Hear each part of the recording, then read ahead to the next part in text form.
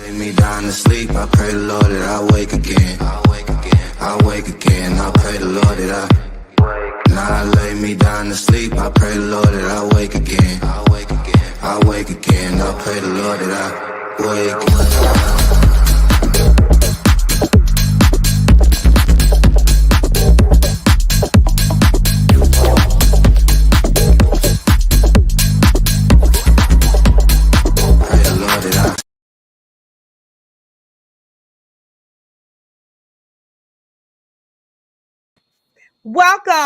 Welcome to Dinner with the Coaches. I am one of the hosts, Nadira Lewis, and I have my amazing co-host with me, Thomas Taylor the Third. Good evening. Thank you for having me. You are amazing, and I tell you, we always, if you guys can take a sneak peek at behind the scenes, the conversations before and after the recording, I'm telling you that it's just our sweet spot. We go over some amazing stuff. I think we should do like a little insiders thing or something like that. Give them a little bit. Yes. Oh my gosh. If you are watching us via YouTube, make sure you click the subscribe button, hit the notification button so that you can be notified every time we upload a video every Sunday at 7 p.m. If you are watching us via Facebook, make sure you click like and share if you've been blessed by the content that we have been giving each and every Sunday. Can you believe it is almost a year for us, Thomas? Yeah. Time flies. Wow. Amazing. So we have an amazing guest with us here. He's new on Dinner with the Coaches with us in our new form. He's been with us on one of our prior shows in the beginning when we first started. But Thomas, you want to go ahead and give us a little background story about who our guest is? Yeah, of course. Again, welcome everybody to Dinner with the Coaches. We thank you for spending some time with us this evening. We're going to have a fun-filled ride this evening, everybody. Yeah. Well, tonight we have a good friend of ours, Mr. Garcia Gaither. Garcia actually is active duty in the Navy. Spent 28 years as a Navy officer. Has a lot of experience in our topic today, which is what are some of the reasons why most people can't make a decision, right? He also has a coaching company called Swell's Career Life Entrepreneur Coaching. So he has clients in coaching. I'm sure his experience of 28 years in the Navy in terms of having to make those critical decisions and helping people make those decisions. So I know he's going to have a wealth of information and knowledge for everybody this evening. Yes, absolutely. So I'm excited. I can't wait for us to get into it. But if you are watching, let us know what I want each and every time. Every time you watch the broadcast, we always get excited. But let us know in the comments where you're watching from. Let us know exactly what state you're watching from and how Dinner with the Coaches has been helping you this far. We are coming up on a year anniversary, and I cannot wait until we are able to celebrate that. But in the meantime, we're going to play this video. Hey, Khadija. Hey, Alardra. Thank you for watching. Hey, Khadija. Good evening. We're getting ready to play a video, and the next person that you see when we come back will be that of our amazing guest, Mr. Coach Garcia Gaither.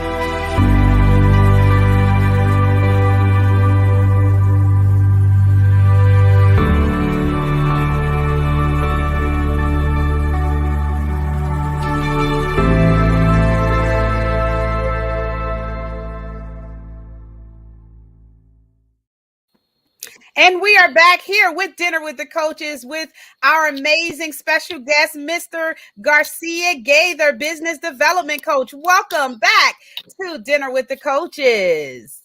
Hello, aloha, everyone. How you guys doing? Thank you for having me today. Yeah, awesome. Oh, yeah, you guys. I forgot to mention Garcia actually is in Hawaii right about now, which is, so what time is it out there, Garcia?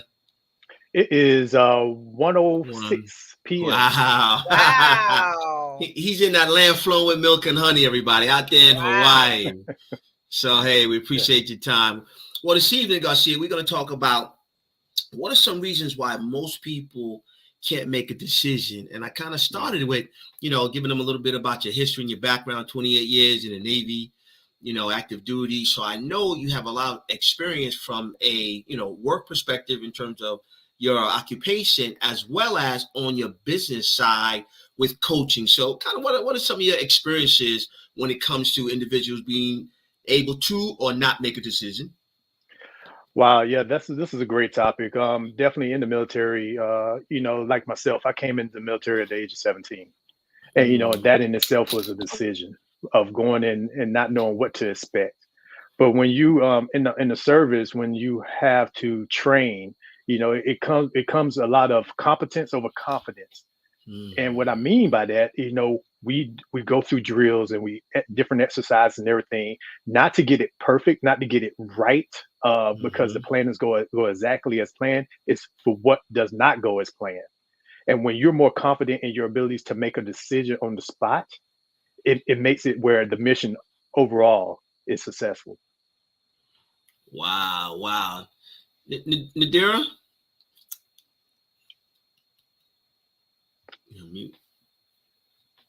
That's so precisely and so well put together. Like, I almost feel like I can't go behind him and say nothing. That was good. But I think making a decision really has to do with us having the ability to be clear on what it is that we want to do and where we want to go. You can't really make a decision if you're not clear in what direction you're going. If you don't know what direction you're going in, it's going to be kind of hard to be able to make a decision. But we still have to make a decision whether we're clear or not. Most of the time, we just suffer from the decisions that we make, and we don't make better decisions until we're clear, is what I should say, until we're clear about which direction that we should go. Yeah, absolutely. I'm sorry. No, go ahead. Go ahead. Mm-hmm. No, I say absolutely. Decision making is a skill. And we have to understand that skill plays a part in our life, whether on personal level or professional level. And it takes that maturity and that practice to really refine that skill. And it's not going to be perfect at the start, but if we don't train that muscle, then it goes away. Yeah, I gave that example on one of my Facebook lives. It's like, when you go to the gym to gain muscle, you have to break that muscle down in order to build the muscle up, right? So to me, decision making is the same way. It's like, and I teach my team to make a decision, and I support them, right, wrong, or indifference. Why? Because that's one of people's biggest fears is making a decision, right? So the more you make decisions like a muscle, the more you're able to make decisions. And inside of that, I talked about three things in terms of decision making. Research. Before you make that decision, are you taking the time to research the decision that you're trying to the decision that you're contemplating, the decision that you're trying to make? And then why? Like, why do you feel you need to make that decision? Because that's very, very, very important. Because we always talk about if your why doesn't make you cry, then to kind of question your why. And then your belief, right? Do you believe in a decision that you're going to make? Now, why is that important? That's important because, a lot of times when people make decisions, they have almost like that buyer's remorse, right? But if you believe in the decision that you made, hopefully you counted the cost. Because somewhere in that book I read, it talks about, a good man counts the cost, right? And he don't build houses on sand, right? So what do you believe? So now if you believe in that decision, then you'll be in a better position not to second guess yourself, right? Maybe I wish I could have, I should have. Well, Garcia, let's talk about the decisions that you've seen on a daily basis that impact people's lives when you talk about making a decision in the military. Like, what has your experience been on that kind of sector? Yes, yes, sir. Yes, sir. So, one thing we have to realize is a person that cannot make a decision or we're not making a decision has made a decision. Mm.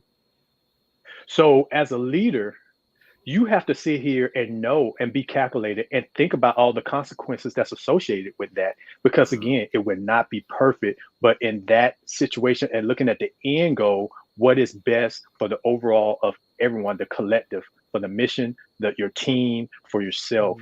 And this correlates into the outside of it because military, you have families. Whether you have a wife, a spouse, kids, or your mother, father, sister, brother, you have to look at those decisions goes huge on how it correlates because of those decisions you have to make. Wow. Yeah, that's deep. So how much do you think that fear, because nobody said it yet, how much do you think that fear plays into people's willingness to make a decision, right? It kind of just right on the border where fear is binding them and is holding them and is actually freezing them from making a decision. Well, you know what? Fear is in my opinion, fear is one of the main parts. I think it breaks down to a few things. You look at fear, you look at failure. And if you hear a lot of people that we talk to as coaches and we drill down deep, their fear of the unknown, they're afraid to fail, and they can't make a decision because they haven't practiced that muscle to make that decision. And that's why they need us on their team, and they just don't realize that because that's another decision they have to make that they didn't even realize they needed. Wow, he said something right there. Nadira, you want to add to that? Yeah, I think fear is huge in regards to making decision making because fear brings torment. And so fear reminds you of, especially if you think about you made bad decisions before or you didn't make the right decision before, it affects you having the ability to make the fear of not being able to make that right decision the next go around. And so what happens is we tend to become complacent and just allow a decision, like Garcia said, whether you make a decision or not, you've already made a decision. And so what we do is we go into default decision, which means we just don't do anything sometimes because of the fear of failure and not realizing that failure is a part of success, because failure teaches us the things what we shouldn't do. Whether it's in decision making, whether it's in whatever, we try so hard not to fail. I don't want to fail. I don't want to fail. I don't want to fall flat on my face, not realizing that a part of success is falling. How are you going to know what not to do? So even if you make a decision and it's not the right decision, it's okay. It's just training for what not to do the next time. Yes, I totally agree. And on top of that, some people actually don't want to make the decision because of the next step of they made the right decision and what comes along with that, what's their next move, because they don't know what. And again, that's where coaches come in. That's where being a little bit more calculated, writing your goals and your decision of what the end goal is down, so you can be strategic on paper and not in your head. Because a lot of times when you're trying to put so much and do it in your head, you tend to stress yourself out and you leave gaps. Yeah. So when we talk about, let's kind of dig a little bit deeper on that, fear aspect. So when you kind of look at that and when you understand fear is a learned behavior, okay, that's okay. So now if fear is a learned behavior, then you attach fear of making a decision possibly could be a learned behavior as well. Right. So do you feel that people are living their lives in their past or they're afraid of their future? What do you think, Garcia? Well, I think it's a combination of both. I think a lot of times some people make bad, I don't say they made a decision that wasn't best for their goal. And now they're in that rut of they're kind of gun shy for making the decision again because they don't want the same results that came from that decision. And as a result of that, they can't move forward. So a lot of times when they do decide, hey, I would like to, inquire on a coach, we can't help them because sometimes we're forward focused to help them reach their goals, but they have a lot of trauma that needs to go back and be fixed with counseling. And that's not our lane as coaches. So I'm not sitting here turning you away. I'm going to say, let's put a pause on it right now. Let's fix what you got going on from the past, some of the decisions you made that caused you that trauma. And then let's come back and re-adjourn to put you on your future goals. Wow. Yeah, that's deep. Coaching is a forward focus, because I think sometimes when individuals are afraid, kind of like you said a little while ago, to make a decision, not necessarily the right decision, because you don't really know a decision is right until after you make a decision, right? You hope it's right, based upon the data, the information, and research. Your spirit says it's right, but you don't really know until you actually make that decision, and then you can have some sort of, I call it plan, do, review, right? You plan something, you do it, and then you review it.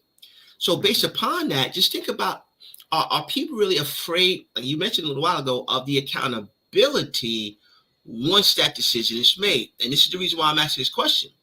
Why is it that most people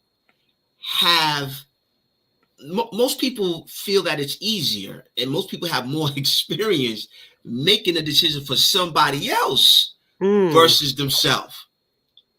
I see you smiling over there. I see you smiling. Just think about that one. Yeah, what's your experience with that one? They can easily make a decision for somebody else and or tell somebody else what they need to be doing, but kind of afraid to make a decision for themselves. Garcia? Oh, yes, sir. Yes, sir. So see that in the military, you see it out in the military, where it's easy when you're sitting here looking on a large scale for the greater good of the team. You got to make that decision. And sometimes you have to go on, I hate to say it like this, your best guess of what the end goal is. Your calculated decisions on all the things, all your team is brought to you. And at the end of the day, you have to make that final decision. But when it's on reversal, you're not doing it for a team. You're doing it for the team of you. It's a lot harder, because now it's a good evaluation piece again, where it's not affecting anybody else, it's affecting you. But you really have a clouded view of it, because it really does affect others. It's affect family or your future. Yeah. And that's sometimes where we need someone to help us uncloud that. Yeah. Now that's deep again, and I agree, because that's where, to me, a coach comes into play, right? So I had a call with a potential client the other day, and I mentioned, when you look at, Venus and Serena, Michael Jordan, Tiger Woods, Oprah Winfrey, and I said, you know what they have in common? And they said, no. I said, they all have a coach, right? I said, now, think about this. I said, those of us who watch tennis, let's say, just take Serena Williams. When you watch Serena Williams play, when Serena messes up on the court, I said, where does the camera pan? He was like, I don't know, Tom. I said, think about it. If Serena has too many, faults, where does the camera go? I said, it pans to her coach. Why? Because they want to see the reaction from the coach, because the client who's on the court is not doing what they were taught to do. So the camera pans on the coach. So now we're talking about accountability. Why? Why is that important? Because, like you said earlier, most people, especially in our community, we don't do couches. We don't go and sit on somebody's couch. But unfortunately, we equate a couch to a coach. And the real difference is the accountability, because of what you said, is future focused. Right? So now, in the heat of the battle, meaning like on a court, the camera is looking at the coach, but really, it's really boils down to the client. They have to make the adjustment, because the accountability is on them. So why do you think people shy away from that accountability, Garcia? Well, I think the accountability piece, it's easy to retract back to the old habits. I don't say bad habits, old habits. And that old habit is not making that decision, or not following through with what the playbook that's been set by the coach. So they already know when they tend to drift off and do their own thing, the end result is not what they expected. And they already know the accountability is right there looking at them like, what are you doing? We talked about this. We planned it. And we plan to have a plan B to go because plan A may not go right. And you went to plan Z that wasn't even nowhere near that point yet. Wow.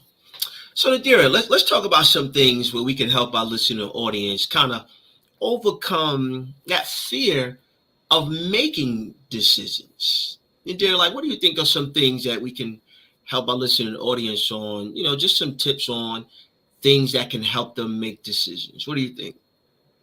I think one, you have to understand that there's a process. There's a process between decision and outcome, right? Okay. And I think what happens is we always focus on the outcome, and we should as when we're thinking future, but we can't negate the process that is going to take in order to reach that outcome. And so, and there's things that we have to do in that process: personal development, business development, healing. It might be, there's some stuff that has to take place in the middle that will help us be able to get through it and be able to get to the other end. So to me, that's what I would think of, because everybody wants the instant results. We're in a microwave society where people want to be able to get in, they want to be able to see their vision, and they want to see it done in a matter of weeks, months, not realizing that there is a process that takes place, especially when you talk about being a coach. Because it takes time, because there are certain mindsets that they have to circle through in their mind in order to get. Like, I love the fact that when we were talking with Charmaine and she was talking about her health journey and how she focused on, even though the goal is to help you to eat healthy and have a better lifestyle. It's not even just about eating right. It's just about having a healthy lifestyle. Well, in order to get there, you have to start with the mindset first. And so people want instant results without the mindset. They don't want to go through the development that it takes. I heard Jim Rohn say this, and he said when you have $1 million, the best you hurry up and become a millionaire. Right. And I thought, and I had to listen to it over and over again. That's good, yeah. Talking about, having $1 million.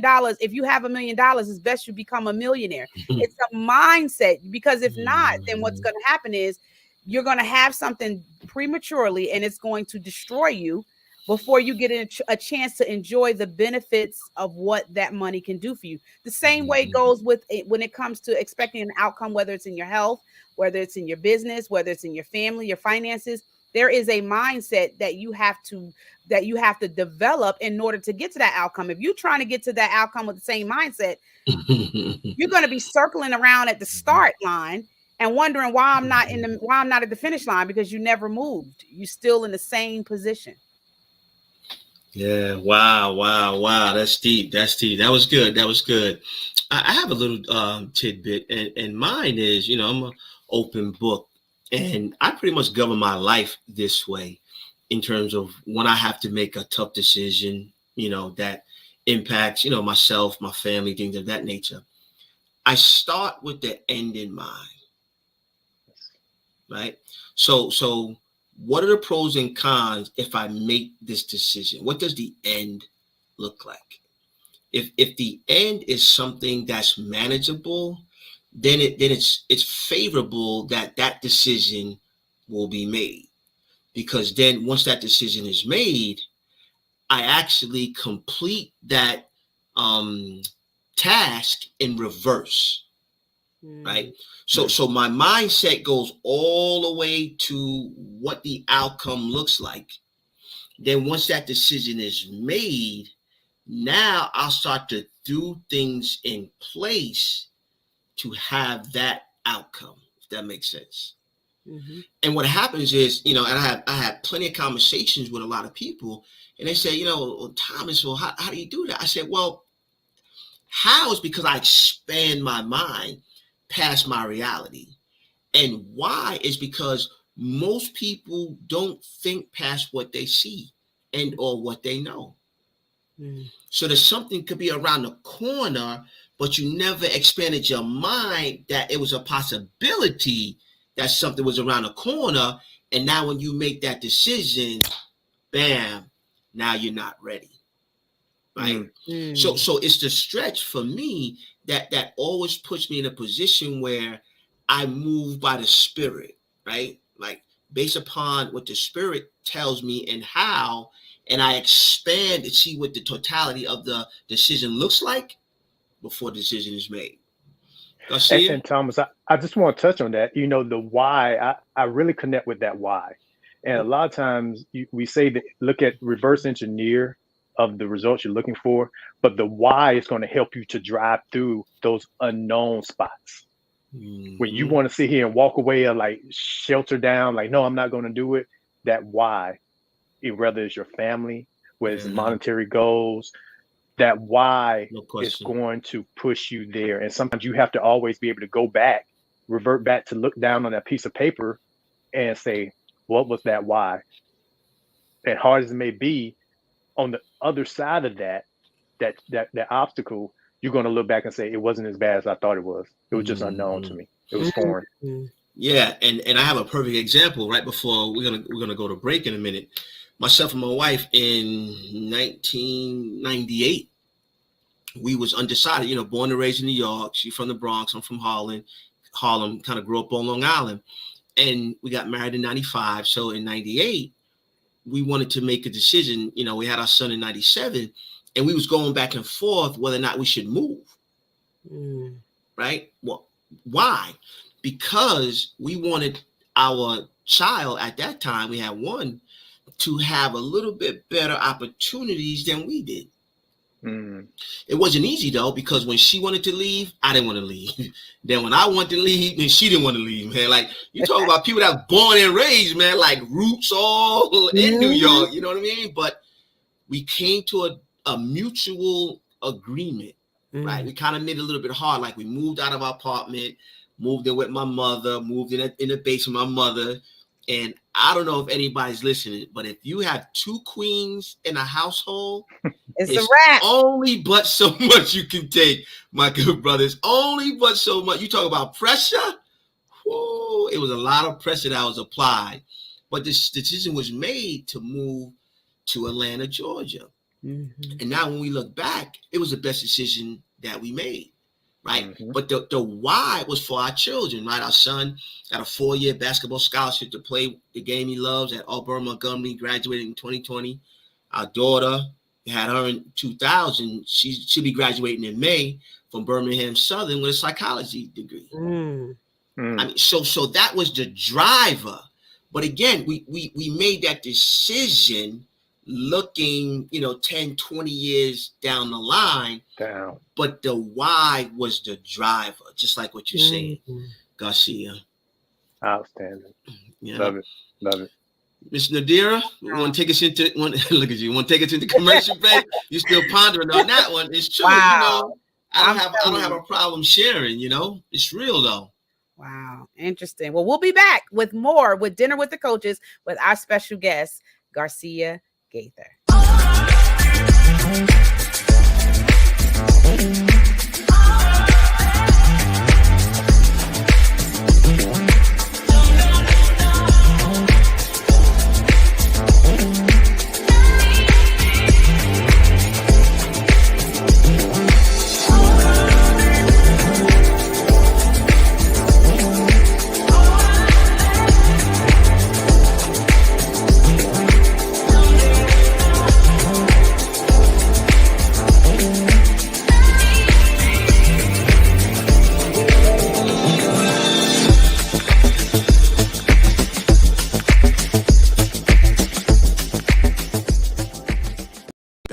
That's a deal.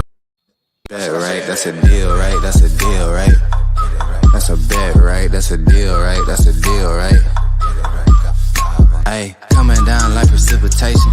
I ain't never met a limitation. Hate applying my elimination. Gotta go to Google. Stop. I want it. I got it. I want it. I got it. I want it. I got it. I want it. I got it. I want it. I got it. I want it. I got it. I want it. I got it.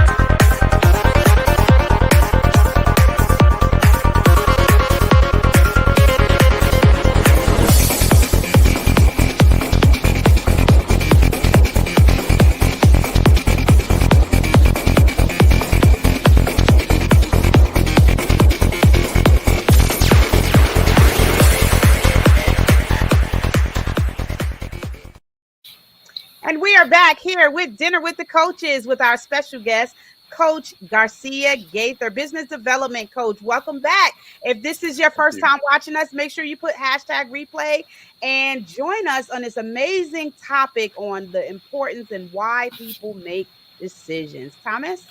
Yeah, all right. Welcome back. Well, we're about to go a little bit deeper on this last segment here.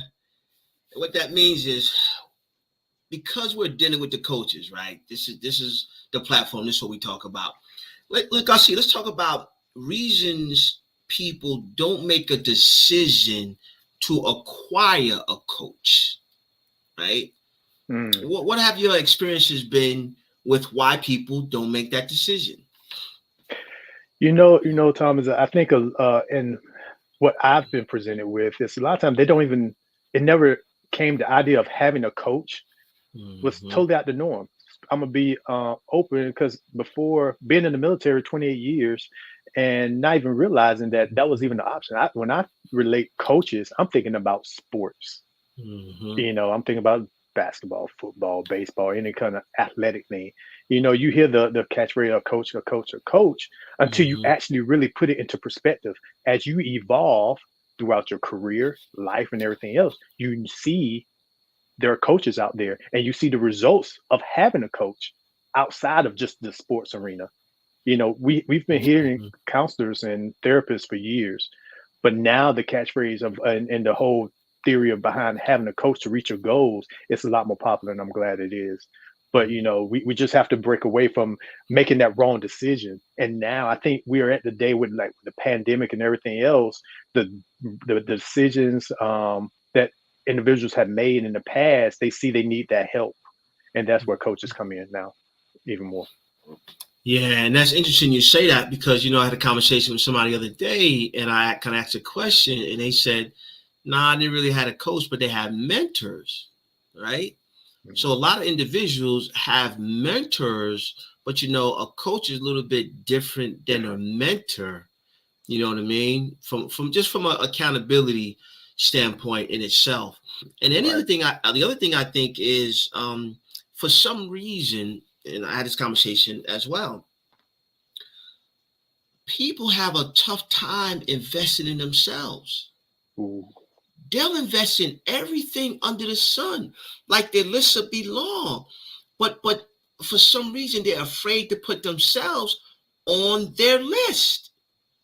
They have all types of other things they want to get, buy, and or invest in, other people on their list, but when it comes to themselves, it's like a push pull, tug of war. Well, I'm not so sure.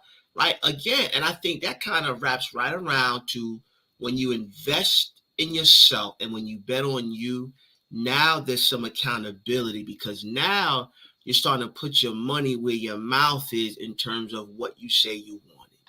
Ms. Nadira? Absolutely. Yeah, I agree with that too. I think a lot of the reason, and on the flip side, I think a lot of reason why people don't acquire coaches is because the majority of the time, us as coaches have not done a great job, you know, being who we say we are, you know. And so sometimes, especially in the African American community, you know, we feel like once you burn me that one time, that's it, you know. So it's a lot harder for us to recoup from being hurt or misled or being taken advantage of when you are already dealing with a coach that doesn't fulfill what you think they should have or what you thought or had expectations of. But I think now, I think that's why it's important in the beginning when you are coaching is to build the trust factor. You know, build people will, when they know, like, and trust you, they, you know, you can pretty much tell them to purchase this or to do this or to invest in themselves, and it's believable because they know, like, and trust you. If people don't know you, they don't really know whether or not they can trust you. So sometimes it's a lot difficult to kind of invest. It's not that they don't feel like some people do get the concept of investing in themselves. They don't even want to invest with you.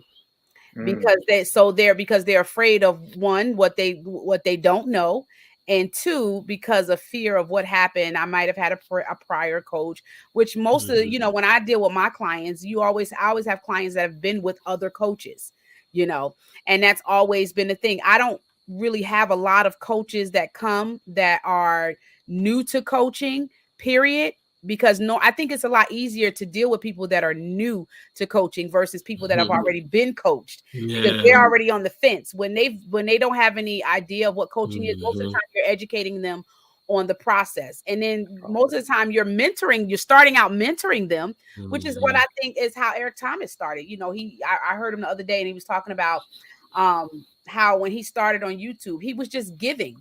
He wasn't thinking about what he was going to gain or what he was going to lose. He was just giving them information based on what he had. And then what happens is when you make good cookies and you're passing them out, eventually people start to want to know, how can I get this? And he gave the example of being in a Chinese restaurant. And it's like, if you ain't never tried orange chicken, you know, when you go into the mall, they're always giving you a sample of the orange chicken, you know, because they believe in what their product is. And I think what happens is when we do a better job at being able to communicate how we can help our potential clients, then it'll be a lot easier for them to relate and say, hey, you know what? I think I trust you because I've seen your work and I've seen what you've done. I know what you're capable of. Let me go ahead and let me invest not only my money, but my time into the things that I want. That's good. Yeah. I totally agree. Yeah, I totally agree. I think it goes along the fact of when being totally transparent with your potential client or your client, letting them know that it's okay to have a coach. Coaches should have coaches. You know, when you're looking for that, if a coach is telling you they don't have a coach and haven't spent that monetary value of development in themselves, I will have a question mark on that particular person. Yeah, and it makes it easier for us as a coach to sit here and develop a quality package because we know we've been through that same process with the end goal of delivering value to others, wanting to help them. Yeah. So that kind of takes me to another area. Like if you're out there listening, and if you are a coach, right, or you have a desire to be a coach, you know, I would recommend you to get certified as a coach, and then get out there and not be a secret coach, right? Because I think we do, like kind of like what you were saying, I think we do the public a disservice to offset those individuals who had bad experience with coaches. If we know our morals, values, and principles, if we know those things and we know that's not us, then now we have a duty, right? We have a duty to get out there and do more of these, do more shows, do more Facebook Live, do more Instagram, you know, more TikTok, like all of these different things, just letting people know that you care, right? Because we always heard that people don't care how much you know until they know how much you care, and be okay with helping people and giving that content away, right? Not being just kind of, you know, Facebook or Instagram junkies, but really having content that people actually can utilize and take from, and then kind of move themselves without even knowing you, right? Garcia, they may not even never know who you are, but they may be way back in the cut just listening to you on Facebook Live, on Instagram, you know, a couple of minutes here and there, just sharing. I mean, Garcia, you got 28 years in the Navy. Like that experience alone in understanding how to move systems, how to move people, right? Discipline, like all these different variations that sometimes people out in the civilian world just kind of struggle with. But the thing is, if we say we're coaches, we know there's people right now that's listening to us and they suffering in silence. Yes. By themselves. They just suffering in silence. So there's something right now on this show tonight that we may say that kind of triggers and sparks somebody to do and be a little bit more, a little bit different. Give them that confidence, right?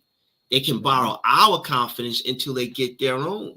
Right. So what do you say about that, Garcia, in terms of not being a secret coach, right? And kind of giving content and going live, things of that nature.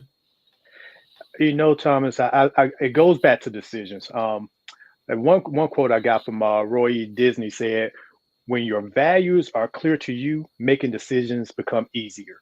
And as a coach, hold on. Say that again for the people in the back. Yeah, that was kind of, yeah, that was good. Say that again for the people in the back. Okay. Roy E. Disney said, when your values are clear to you, making a decision becomes easier. And it's two sides to that, from the coaching standpoint of it, and from the person looking for a coach. When you understand your why, when you understand the values from a coach, you know it is your duty to help others. Amen. It is whether whatever your beliefs are, your duty is to take your experiences and your knowledge and share that. And you're not looking for the monetary, because that's going to come on the back end. It's a full circle. But as a person looking for help or support or accountability, that's the word, accountability, you know what the values and the end goal you need. And you have to have that same value of being honest with yourself to go seek that. And don't sit here and put a governor on your wallet because you don't want to spend the money for you. Wow. Yeah, that's deep. That's deep, right? Because I think the money that's spent is an investment, right? Well, anytime you make an investment, you expect a return on that investment. Well, when you invest in yourself, ladies and gentlemen, you're in control of that ROI. Not anybody else. You're in control. And that might cause fear in itself. Right? Because hey man, let's be real. Most people rather just follow the system of what somebody else has created than to create their own. Right? Because it's a little bit tougher when you create your own. Right. So that's why, even with my clients, I kind of take them through a series of different things to where now once we create something, we create a goal and they actually accomplish that goal. Now you just created an ecosystem because now you know it works. Right. So think about, let's go deep for a minute. So think about corporate America. Right. The reason why corporate America is so successful is they created a system for hundreds of years that work because time and time again, they're proving that this system works. Okay.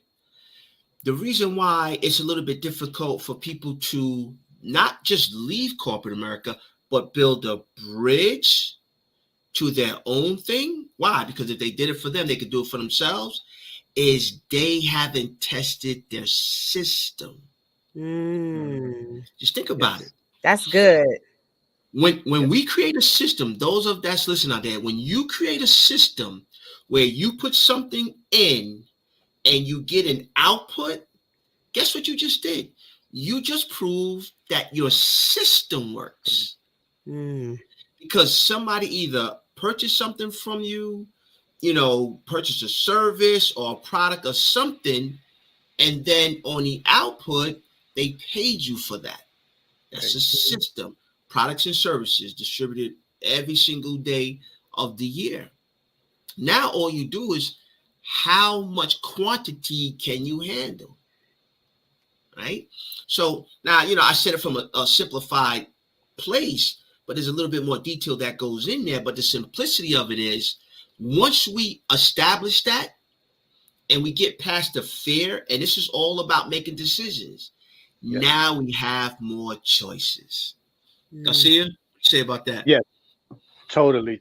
And it goes back how it's funny how all this confidence of in the system allow you to make other decisions and bigger decisions. But that practice have to come somewhere. And a lot of times what I tell my clients is, let's start with the small decisions. Where are we going to eat tonight? Make a decision. I know all of us has been, in that relation. Hey, what do you want? No, what do you want? What do you want? Be able to make the decision. And guess what? Over time, you got to become self-aware. And let me step back a little bit.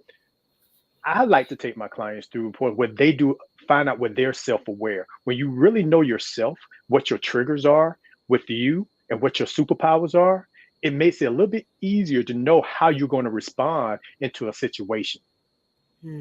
So when you know you got to make a decision, now you're aware that you're going to respond some kind of way, and you're going to bring down the anxiety and lean forward into that, and have confidence in your system. And when you do that more and more over repetition, the confidence come in for the bigger decisions, and also being able to put that time limit on. If I don't make a decision in this amount of time, I got to just go back to the research I've done and go with my best guess. Yeah, and I like that because in the coaching system that we were in, we was always taught that just make a decision, right? And we were told why, because most people won't, right? Why? Because done is better than perfect when perfect never gets done. I think sometimes people stay in that state of fear because they want to be perfect. Versus going and making that decision. You could take Nadira and myself. For those who don't know, Nadira and myself, we kind of conversed one day. I did a Facebook Live. She responded. I picked up the phone. I called her. We talked about some things. That day, Garcia, that very day, at 7:00 that evening on a Sunday, we actually went live on we probably started on StreamYard. I don't even think we started on we did. Went live and created a show that day. Wow. Not worrying about being perfect, just really focusing on the people and just getting it done. Right? And then as time goes on, you get better. Matter of fact, when we first started, it wasn't even called Dealing with the Coaches. Yeah. We didn't have a name. Didn't have a name. Just went live, just to talk to people about our experiences and help them in different areas. We had, a little bit more people on. And then Nadira was like, hey, got a name, Dealing with the Coaches. Right? So we weren't trying to be perfect. We stayed in that vein of we have something for the people. Well, inside of that, when you put that first, ladies and gentlemen, the decision-making part becomes necessary, right? It doesn't become optional. I think if you don't understand that why, it's optional if you're going to make that decision. That's good. But when you know and you understand the intent, making that decision is a necessity. It's not optional. Because we have lives in the balance. We have lives. I mean, this is the seriousness of it for us. We have people's lives that we're talking about. So that's not a game. You know what I mean? Yes. And sometimes people don't understand. Like, if you make that decision to hire a coach, not only can you impact your life, like Garcia said, you can impact the lives that your creator has assigned to you. See, that's a little bit different way of thinking about your gifts. Now, I'm not going to get deep into that, but I've been in that vein of your gifts versus your talents, or your gifts versus your skill. Ms. Nadira, you have anything? Absolutely. I agree. I think the point that you made about when we first started, not looking at, I think that's what every business owner should do. Focus on, when your focus is on the people. Think about it. Most people, when they start, they don't even know that it's even going to be a business. Because they're in the servitude, they're serving people with their gift, right? And then they realize, oh wow, I have something here. I can use this as a business. Where some people start out, I want to do this, and they start out with, I want to create a business before they even serve the people. And so they become. Then what happens is you get more into the I got to have it perfect mode. But if you notice that when people just start out just serving people, they realize, oh, can potentially be a business.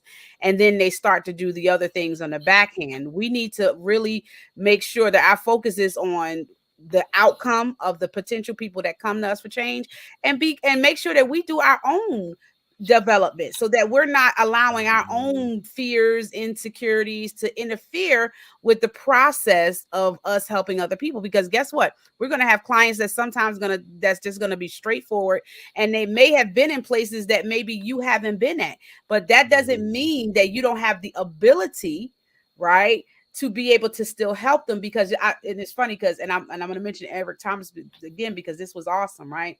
I take a lot of nuggets from him. And he said this. He said he was in the midst of a bunch of people.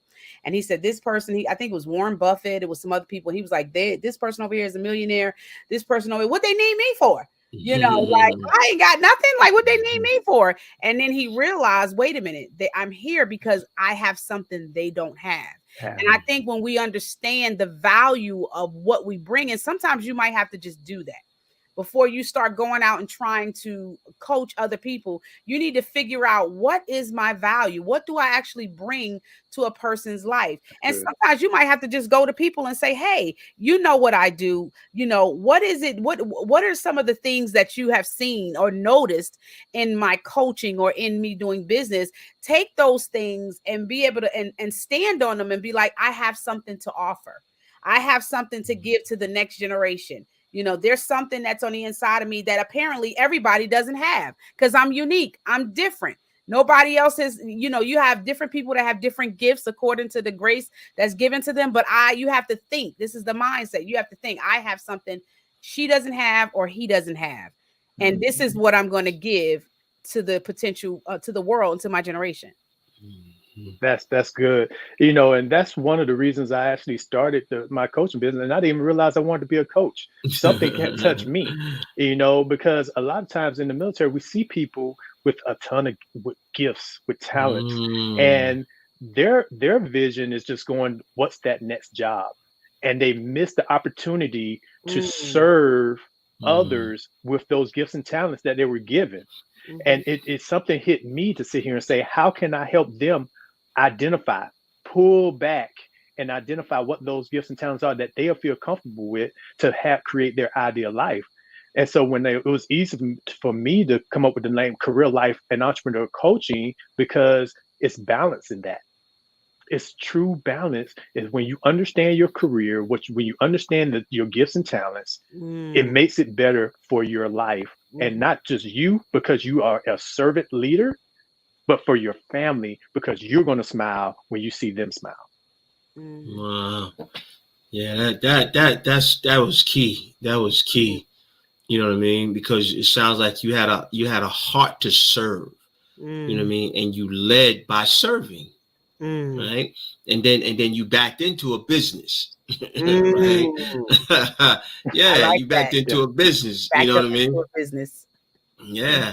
Yeah. That was very, very, you know, commendable. You know what I mean? Yeah. And you still have a heart to give, because, you know, again, we commend you for serving our country. You know what I mean? Like, thank you. That in itself, you know, and we're gonna have you back with Coach Tyke, because we're gonna talk about those two things, because I know you guys do a whole lot for people in the military. So stay tuned, everyone that's listening.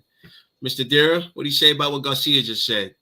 I think it's true. I think when I listen to people like Coach Garcia talk about development, being in the military, his training he had to prepare his mind to think. When you're in the military, you know, I've never been in the military. I did ROTC. I think is the most military I've done. I wanted to go in the military, but you know, I had a baby, wasn't able to go. You probably did that because you was in trouble. That's why you did that.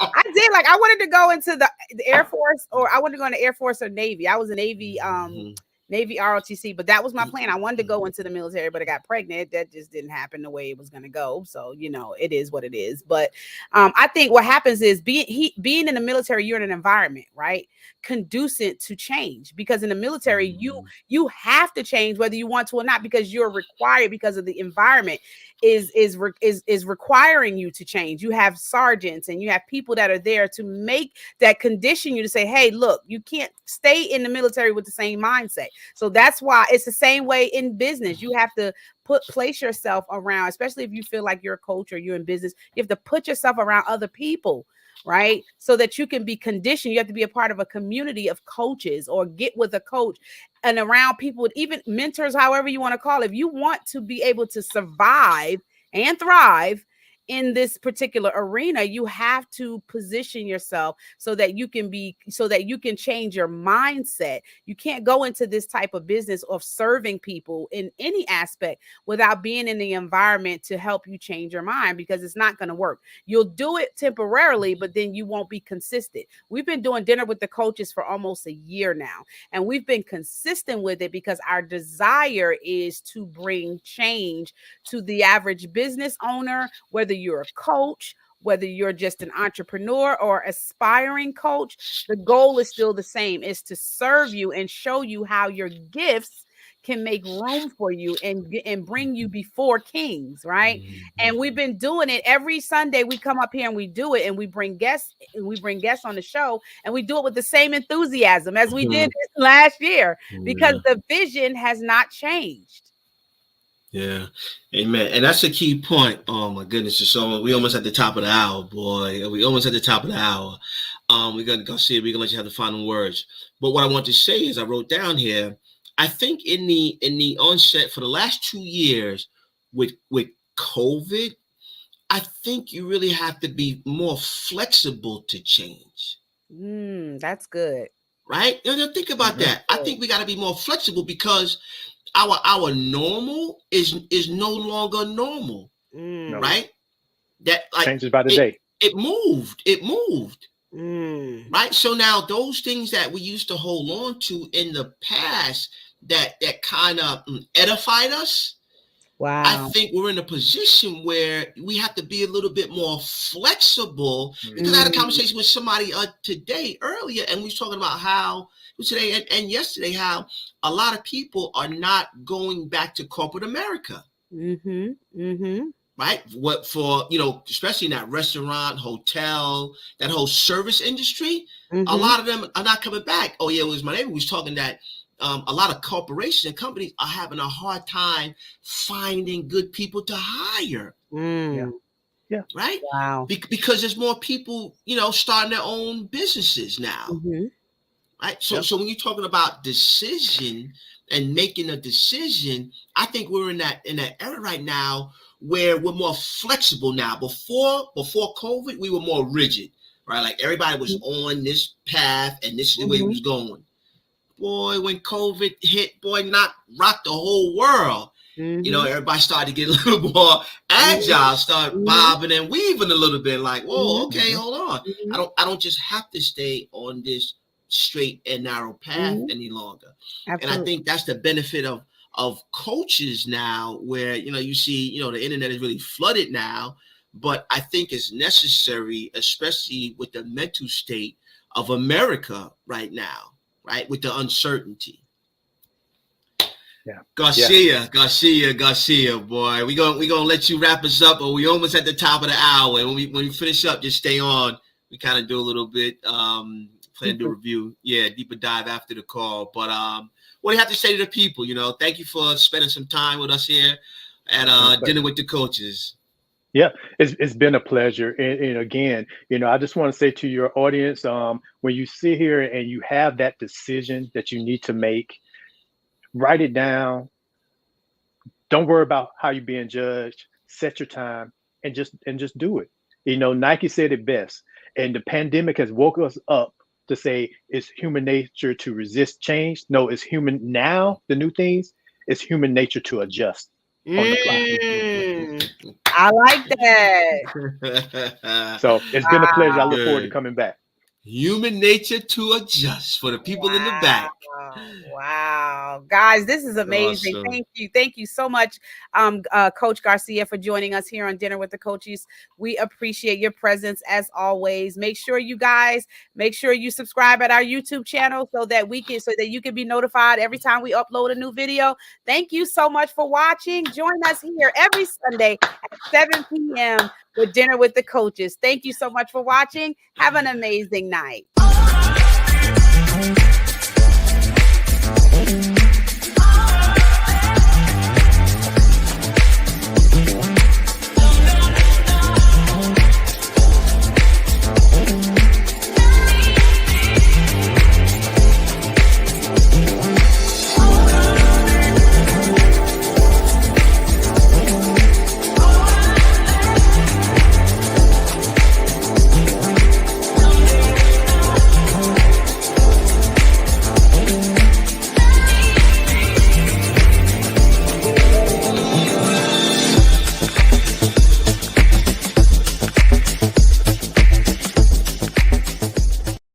That's a deal, right? That's a deal, right?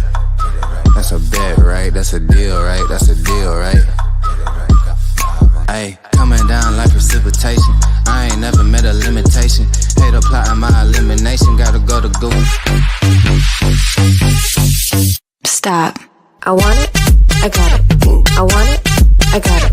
I want it. I got it. I want it. I got it. I want it. I got it. I want it. I got it. I want it. I got it. IBG Careers is looking for customer service representatives to service their clients from home. If interested, please apply at www.ibgcareers.com.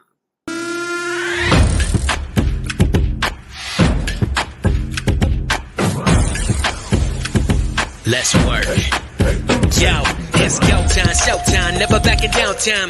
One shot, yo, make it count, yo. Crunch time, shine time, make this moment my time. Get a grip, yo, ready, set, go.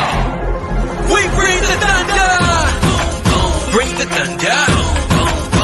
Let's work. Bring the thunder. Let's go. Bring the thunder. Let's work. Bring the thunder. Let's go. Yeah, it's my time, yo time. Step into the spotlight. Get lit, yo.